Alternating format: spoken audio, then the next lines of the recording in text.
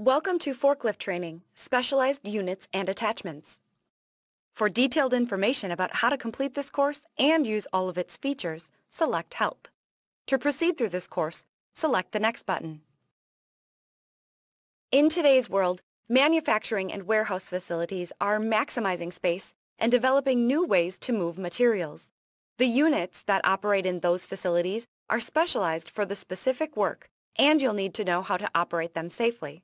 That isn't just good practice, it's part of the OSHA standard that you be trained on and authorized to use different types of units and any attachments you'll be operating.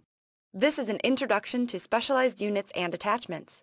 You will receive additional training for each unit you are expected to operate.